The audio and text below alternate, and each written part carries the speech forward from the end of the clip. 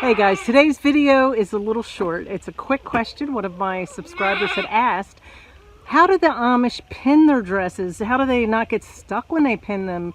Why are they pinning their dresses and not using buttons or zippers or things like that? So I did a little bit of research and I will show you what it looks like when they pin their dress. They literally do take straight pins and pin the pieces together. So I will talk about the reason why they do this, and yes, it's a pin, and I'm sure they do get stuck.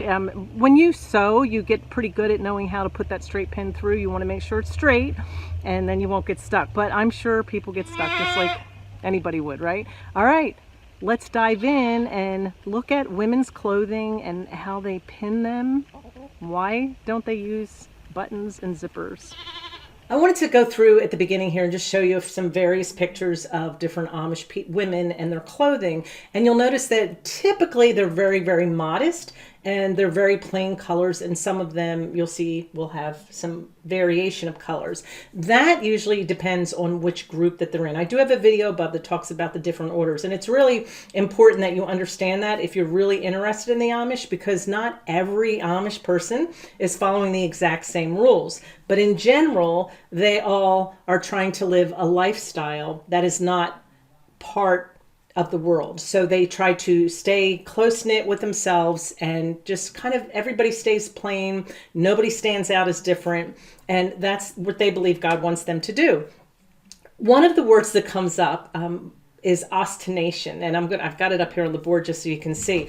But it's really a pretentious or vulgar display of wealth and luxury intended to impress or attract notice. So if you think of that word and that definition, most of their decisions are about not trying to stand out and attract attention to themselves.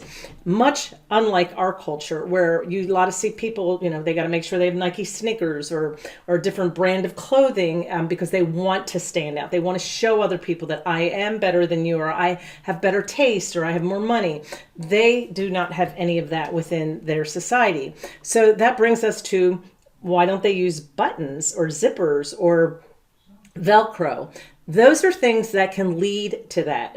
If you think of buttons, yes, some of the groups do have rules where they are allowed to use buttons, but they're very plain. Men can use them sometimes on their trousers. Women, maybe just a couple on the back of the dress, but there are groups that still have not gone to that yet.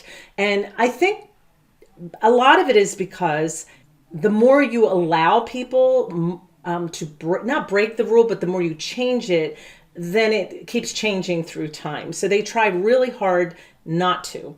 I'm going to give you a picture. I was under the belief that they pinned the entire dress when I started researching, and from talking to my neighbor and also doing a little bit of research, I found out that basically they use the pins to pin the apron on and they pin their cape on. And so underneath, a lot of it is sewn together. And they are allowed to use little iron hooks, and I have a picture here for you.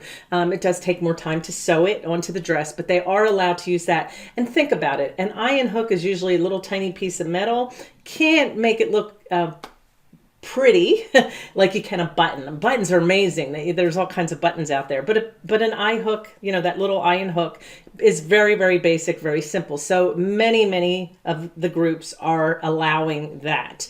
So I wanted to stress that. So the pins are still in service for pinning the cape and pinning the apron.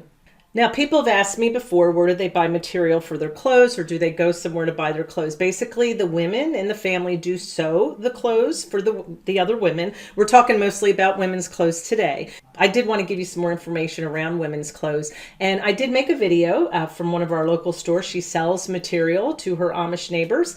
And basically, that's usually where they get them. She gets them from a wholesale place, just like the English do. So going into business is a lot like ours. The difference is they don't make the clothes and sell them, at least not around here, but they do sell the material, so the wife, the mother of the household, and the older daughters can sew the clothes.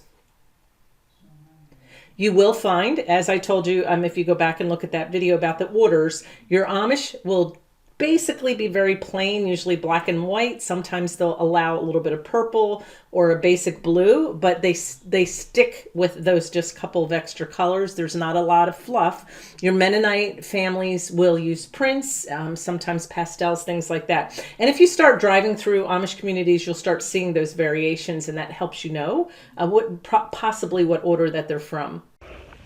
See that? I promise you it would be a short one. All right, you have a good one. Don't forget to subscribe. If you have any other questions like that, I thought that was an excellent question, by the way, not something that nobody had ever asked. I never even really thought about it because I do sew and I use pins, so I just didn't even think about it. So thank you, M, for, I don't know if people like me to say their name when they ask questions. So M, thank you very much. That was an excellent question, and please ask more so we can all learn together. And you have a blessed day. I'll see you on the next video.